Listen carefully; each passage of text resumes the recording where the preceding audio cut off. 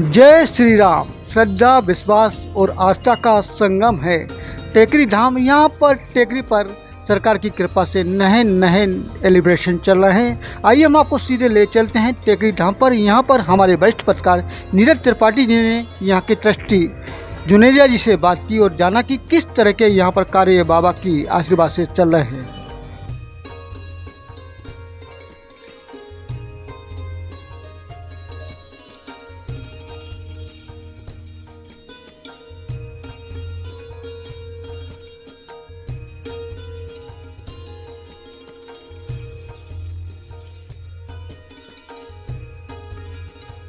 हजारों लोगों की धार्मिक आस्था का केंद्र ये टेकरी सरकार का दरबार अब दूर दूर तक यहाँ की ख्याति पहुँच चुकी है।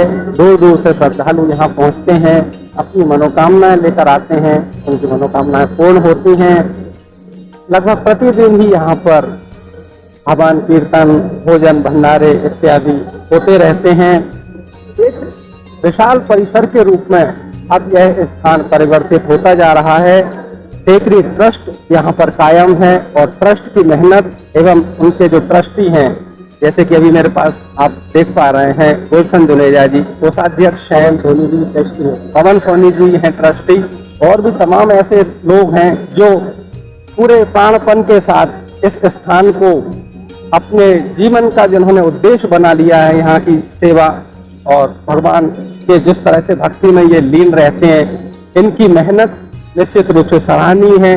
किस तरह से अब मंदिर ने आकार लिया है और किस तरह की यहाँ पर व्यवस्थाएं हैं और क्यों आखिर दूर दूर से श्रद्धालु यहाँ पर खींचे चले आते हैं, ये सारी जानकारी के लिए मैं आपको इस पूरे परिसर का भ्रमण कराऊंगा। श्रद्धालुओं से भी हम रूबरू कराएंगे और इस पूरी यात्रा में गुलशन जुनेजा जी हमारे साथ होंगे। आइए जुनेजा जी। जुनेजा जी, आज यह स्थान किसी परिचय का मोहताज नहीं है और बहुत विहंगम रूप लेता जा रहा है। उसी तरह से श्रद्धालु भी दूर दूर से आकर जुड़ते जा रहे हैं। लोगों से सुना है हमने, बुजुर्गों से, कि एक समय था बहुत ही छोटे से उस स्थान पे बाबा विराजमान थे, लेकिन धीरे धीरे आज ये जो भव्य हमें दर्शन होते हैं, आखिर ये सब किस तरह से शुरुआत हुई, बताएं जरा। ये बालाजी सरकार की कृपा से सारा कार्य संभव हो रहा है।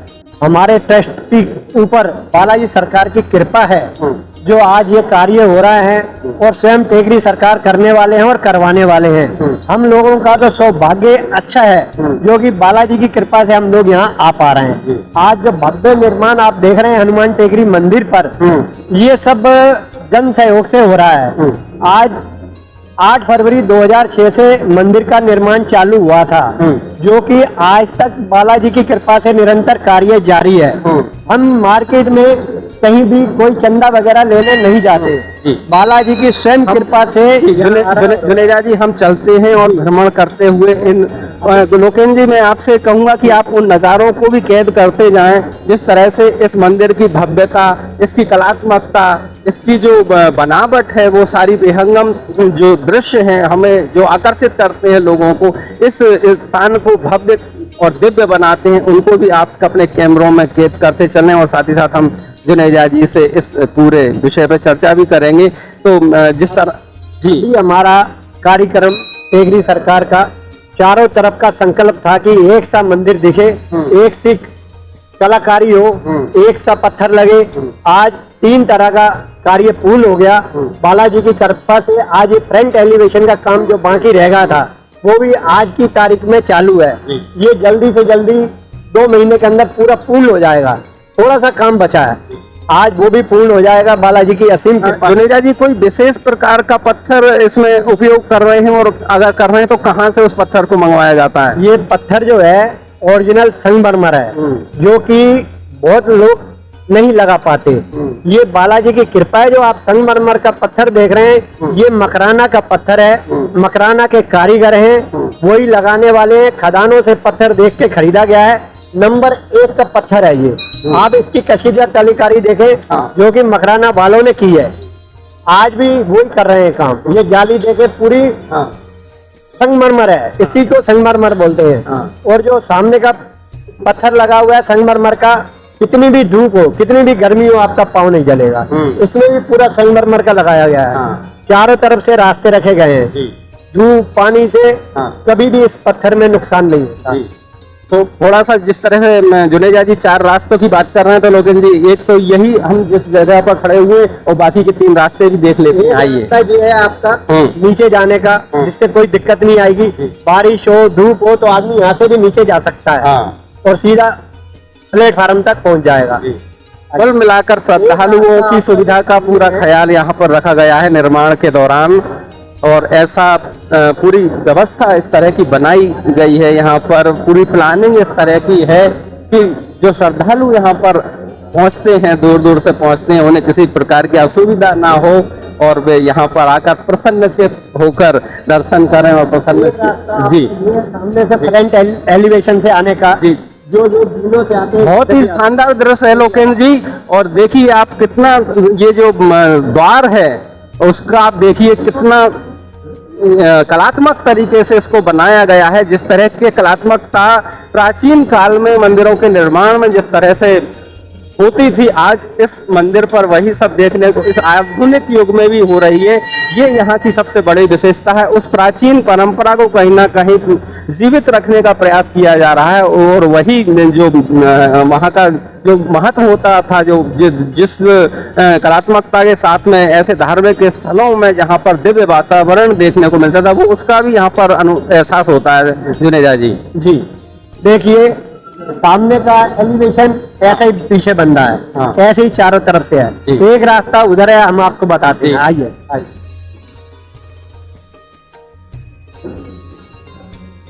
और एक कट कर लो। हाँ साहब, देखिए अब हनुमान टेकरी मंदिर ट्रस्ट का जो भी आय व्यय का ब्यौरा होता है, आप सामने देख सकते हैं। जिस तारीख से मंदिर का निर्माण हुआ है, जिस दिन से हमारा ट्रस्ट बना है, तब से आज तक का आपको बायोडाटा मिलेगा। इस बायोडाटे में आपको एक एक चीज मिलेगी। आपके निर्माण में क्या खर्च हुआ है, आपके पास दान पेटी से कितना आया है, रसीदों से कितना आया है, कबाड़ा कितना बेचा है, या जो भी कार्य होता है, और निर्माण कितने का हुआ है ये भी मिलेगा। बैलेंस क्या है ये भी मिलेगा। हमारे यहाँ फंक्शन होते हैं, नवदुर्गा, अन्नकूट, शरद पूर्णिमा, सबका आय व्यय का ब्यौरा मिलेगा, और साल भर का आपको पूरा ब्यौरा मिलेगा। जिस दिन से निर्माण चालू है आज तक का पूरा आप बायोडाटा देख सकते हैं। और यहाँ पर बालाजी की असीम कृपा है, जो कि सब भक्तों के लिए खुला हिसाब रखा हुआ है। जी बिल्कुल, स्वाभाविक ही है। जिन लोगों की आस्था यहाँ पर जुड़ी हुई है, उनका उद्देश्य भी यही होता है कि जो उन्होंने दान पुण्य यहाँ पर किया है उसका सदुपयोग हो, कहीं ना कहीं वो गलत हाथों में न चला जाए, गलत उसका उपयोग ना हो जाए। तो ये बहुत अच्छा प्रयास आपका है, इस तरह की पारदर्शिता आपने रखी है, ताकि उन लोगों को भी संतुष्टि होती होगी जब वह इस पूरे पत्रक को यहाँ पर देखते होंगे, और वो बहुत खुश होते हैं। आज वो 100 रुपए देंगे, कल 1000 देते हैं। जी बिल्कुल, मतलब आदमी की इच्छा होती है कि हम अधिक से अधिक दान दें, क्योंकि आप हर 8 दिन में आए, आपको बालाजी की कृपा से कुछ न कुछ परिवर्तन ही मिलेगा। ये बहुत महत्वपूर्ण बात आपने कही। मैं यही बताना चाह रहा था कि मैं भी यहाँ इतने बार आ चुका हूँ, मुझे लगातार यहाँ पर निर्माण कार्य जारी मिला है, कुछ ना कुछ यहाँ पर डेवलपमेंट होते ही मिला है। आखिर इस तरह की जो प्लानिंग आपकी लगातार चलती रहती है, इसको किस मुकाम तक पहुँचाना चाहते हैं? मतलब हमारा तो ये प्रयास है, जब तक बालाजी चाहेंगे तब तक कार्य चलेगा। उनकी कृपा के बिना कुछ हो नहीं सकता। और जो भी दान आता है, जैसा भी आता है, प्रभु की कृपा से आता है, और प्रभु की कृपा से कार्य हो रहे हैं। एक हमारा ये रास्ता है, एक ये रास्ता ऊपर जाने को भी है और बाहर जाने के लिए भी है, कि जैसे कोई भी दिक्कत है, मेला है, भीड़ है, तो अपन चारों रास्ते खोल देते हैं, जिससे किसी भी तरह की किसी को कोई दिक्कत नहीं आए। ये बहुत जरूरी होता है जुनेजा जी। अक्सर मंदिरों में इस तरह की चीजें लोग नहीं कर पाते हैं, और फिर जब भीड़ हो जाती है तो फिर कई बार अप्रिय घटनाएं वहां पर होती है। तो ये सूझबूझ, ये दूरदर्शिता, बहुत अच्छा प्रयास आपका रहा, और निश्चित रूप से आप लोगों की जो मेहनत है, जो आपकी लगन है, और जिस तरह की सूझबूझ आप है, आज उसका परिणाम यहाँ पर देखने को मिल रहा है।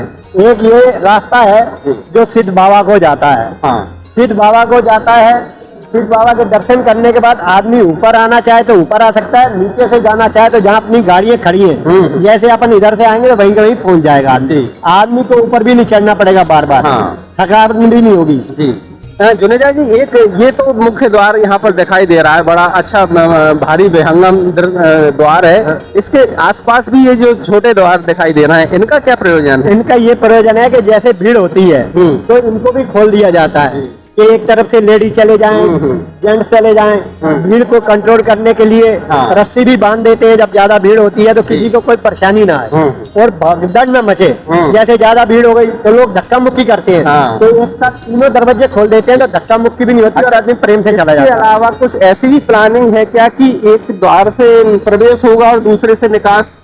हाँ, जब ज्यादा भीड़ होती है तो उसकी व्यवस्था भी हम करते हैं। ये हमारा जो मेन द्वार है, इससे लोगों का जाना का हो जाता है। जो छोटे दरवाजे हैं उधर से आने का हो जाता है, तो लोगों को तकलीफ ना हो, आदमी आराम से चला जाए और आराम से आ जाए। बिल्कुल, बहुत ही प्रबंधन, एक कुशल प्रबंधन का ये नायाब नमूना है। और ये यहाँ पर बाहर भी आप देख सकते हैं कि आप जैसा एलिवेशन आगे है वैसे इधर है, ऐसे उधर है। सब बाबा की कृपा से देखिए आप, संगमरमर का पत्थर है। इस पत्थर को देखें आप कि कितनी कलाकारी से इन लोगों ने कार्य किया है। और ऐसा ही कार्य चाहते हैं बालाजी कृपा से असीम होता रहे। और जाली देखें आप, फिर उस जाली के साथ साथ हमने क्या है कि लोगों ने फोटो खिंचवाते हैं, बैठक करते हैं, तो उसकी भी व्यवस्था बालाजी की कृपा से हो गई। आगे स्टील की रेलिंग भी लगा दी, किसी तरीके की कोई अप्रिय घटना न घटे। लोग बैठते हैं तो बैठेंगे तो पत्थर भी बचा रहेगा, वो भी सुरक्षित रहेंगे। बिल्कुल सही कहा सुनेजा जी, आजकल सेल्फी कल्चर बहुत ज्यादा हावी है और आमतौर पर ऐसे धार्मिक स्थलों पर और ऐसी जो कलाकृतियां हैं इन्हें लोग सहेजना चाहते हैं अपने कैमरों में, ये यादगार चिरस्मरणीय बन जाती हैं। और ये स्थान तो फिर इतना बेहंगम और अलौकिक है कि स्वाभाविक यहाँ कोई भी आदमी आकर चाहेगा कि उस स्मृतियों को वो सहेज कर रखे। मेरे पीछे भी जिस तरह से आप देख पा रहे हैं कि बहुत ही शानदार यहाँ पर लुक है। लोकेंद्र जी देखिए आप, चारों तरफ से हरियाली, प्राकृतिक वातावरण की छटा यहाँ पर मौजूद है। जुनेजा जी, ये भी बड़ी एक शानदार व्यवस्था है। जिस तरह से ये जो सीढ़ियों की बनावट मैं देख पा रहा हूँ कि बनवे टाइप की ये सीढ़ियां हैं। हाँ, एक तरफ से जाना रहता है और एक तरफ से आना रहता है। और उसके बाद अगर बारिश भी हो, लोगों को कोई तकलीफ भी हो, तो ये हमने रेलिंग लगा रखी है स्टील की, इससे पकड़ के आदमी आराम से आ सकता है, जिसको किसी तरह की कोई भी बरसात में भी परेशानी ना हो। चढ़ने में उतरने में दोनों तरफ आपको रेलिंग दिखेगी। बीच में पेड़ पौधे लगाए हुए हैं, लाइटिंग लगाई हुई है। और भगवान की कृपा से जो भगवान को प्रिय वृक्ष हैं, ये कदम के पेड़ भी लगाए हैं। अभी कम से कम बारिश से 4 महीने पहले 500 पौधे वृक्ष यहाँ पे लगाए गए हैं, जिनकी देख रेख के लिए हमने 2 माली रखे हुए हैं, जो कि नियमित इसको देखते हैं और समय समय पे पानी देते हैं। बिल्कुल, ये भी अभी देखने में आ रहा है कि ये वैसे तो प्राकृतिक सौंदर्य से संपन्न स्थान है, लेकिन आमतौर पर डेवलपमेंट जहाँ होते हैं, जहाँ परिसरों की चौड़ाई बढ़ाई दी जाती है, वहाँ इन चीजों का लोग ख्याल नहीं रखते। लेकिन निश्चित रूप से आपने ये बड़ा अनुकरणीय प्रयास किया है कि हरियाली को आपने बरकरार किया, बल्कि बढ़ाने का निरंतर उसको आप प्रयास करते रहते हैं। इसके अलावा जैसे अभी मैं देख पा रहा हूँ कि लोकेंद्र जी दिखाइए, वहाँ पर यज्ञशाला बनी हुई है अलग से पृथक, बिल्कुल एकांत में। और इस तरह के और क्या क्या सुविधाएं आपने दे रखी है यहाँ पर? है कि यहाँ पर आए दिन रामायण होती है, कथाएं होती हैं, भागवत होती है, रामायण जी होती है। तो वो लोग आखिरी में 24 घंटे की अखंड रामायण करने के बाद, कथा करवाने के बाद उनकी इच्छा होता है कि हवन करें। तो मंदिर से हटके मंदिर काला न हो, तो इसके लिए यज्ञशाला हमने अलग से बनवा दी है।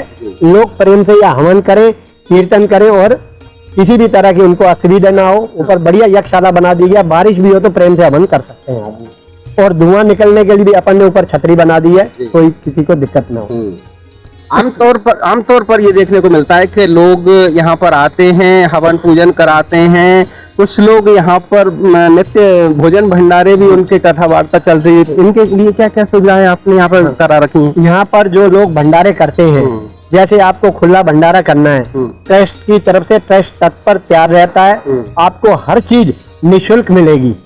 जो भी आपको बर्तन चाहिए, भट्टी चाहिए, जो भी सामान चाहिए आपको वो भी निःशुल्क मिलेगा। और ट्रस्ट से जो वो कोई अपेक्षा रखता होगा तो हमको मंदिर की तरफ से ये सहयोग मिले तो ट्रस्ट उसके लिए भी तत्पर तैयार रहता है, वो सहयोग देने के लिए भी तैयार रहता है। जैसे आपने भंडारा किया, कोई चीज की कमी आ गई, आपने कहा भाई साहब हमको ये चाहिए, तो ट्रस्ट उसके लिए तत्पर तैयार है। यहाँ पर चारों धाम की यात्राएं आती हैं, लोग ठहरते हैं, उनके लिए भी हम लोग निःशुल्क व्यवस्थाएं रखते हैं। उनके ठहरने की व्यवस्था, अगर उनको भोजन व्यवस्था चाहिए तो वो भी रखते हैं, चाय पानी और रजाई कंबल गद्दे जो भी उनको चाहिए ट्रस्ट की तरफ से निःशुल्क दिया जाता है, कोई शुल्क नहीं लिया जाता उनसे। तो जुनेजा जी के साथ ये यात्रा जारी रहेगी और अभी हम एक पड़ाव पर पहुंचे और अगले पड़ाव में मैं फिर आपको ये तमाम सारी जो विशेषताएं इस मंदिर की हैं उनसे रूबरू कराऊंगा और फिर अब 2 मिनट के ब्रेक के बाद हम फिर से मिलते हैं। नमस्कार, मैं हूँ लोकेश सिंह ठाकुर।